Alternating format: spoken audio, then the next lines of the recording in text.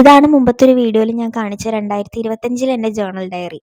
ഇതൊരു കൊളുത്തൊക്കെ ഇട്ട് ലോക്ക് ചെയ്യാൻ പറ്റുമായിരുന്നു. പക്ഷെ ഇത്രയും പേജസ് ചെയ്തതുകൊണ്ട് തന്നെ ഇതിൻ്റെ കട്ടി കൂടിയിട്ട് ഇപ്പം ലോക്ക് എത്തുന്നു പോലും ഇല്ല.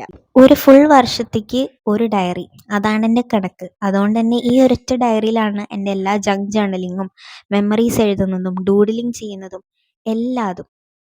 ഡിസ്ക്ലെയ്മർ പറയാൻ മറന്നുപോയി, എനിക്ക് വല്ലാണ്ട് വരയ്ക്കാനൊന്നും അറിയില്ല കേട്ടോ. മോസ്റ്റ് ഓഫ് ദ ടൈം ഞാൻ ജേർണലിങ് ചെയ്യുന്നത് എൻ്റെ അപ്പോഴത്തെ ആ ഒരു ഫ്രസ്ട്രേഷൻ തീർക്കാനോ, അല്ലെങ്കിൽ എൻ്റെ വിഷമങ്ങൾ മാറ്റാനോ, അല്ലെങ്കിൽ ആ ഒരു സിറ്റുവേഷനിൽ നിന്ന് ഒരു എസ്കേപ്പ് കിട്ടാനോ, അതിനൊക്കെ വേണ്ടിയിട്ടാണ് ഞാൻ മിക്കവാറും ജേർണലിങ് ചെയ്യാറുള്ളത്. അങ്ങനത്തെ പേജുകൾ കണ്ടാൽ നിങ്ങൾക്ക് മനസ്സിലാവും അപ്പോൾ തന്നെ, കാരണം വലിയ മെനയൊന്നും ഉണ്ടാവില്ല. വളരെ ചുരുക്കം ചില സമയങ്ങളിൽ ഞാൻ കുറച്ച് സമയമൊക്കെ എടുത്തിട്ട് എന്തെങ്കിലുമൊക്കെ വരയ്ക്കും, അല്ലെങ്കിൽ എന്തെങ്കിലുമൊക്കെ ചെയ്യാൻ നോക്കും. ആ പേജസ് കമ്പാരിറ്റീവ്ലി കുറച്ചും കൂടെ കാണാനൊരു രസമുണ്ടാവും.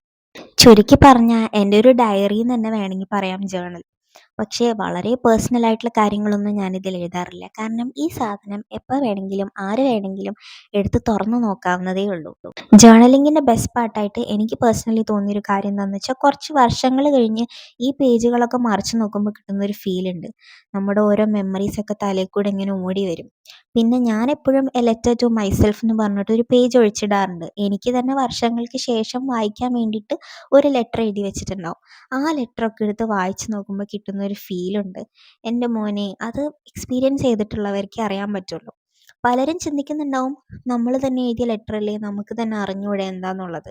അങ്ങനെയൊന്നുമല്ല, നമ്മളൊരു റാൻഡം മൊമെൻറ്റിൽ ഇരുന്ന് എഴുതി വെക്കുന്ന ഒരു കാര്യമാണ്. എനിക്ക് സത്യം പറഞ്ഞാൽ അതിൽ എന്താ എഴുതിയെന്ന് പകുതി മുക്കാലും ഓർമ്മ തന്നെ ഉണ്ടാവില്ല. അത് പിന്നീട് ഇരുന്ന് വായിച്ച് നോക്കുമ്പോൾ കിട്ടുന്നൊരു ഫീല്, അതെങ്ങനെയാണ് വേർഡ്സ് ത്രൂ എക്സ്പ്രസ് ചെയ്യേണ്ടതെന്ന് എനിക്കിപ്പോഴും അറിയില്ല.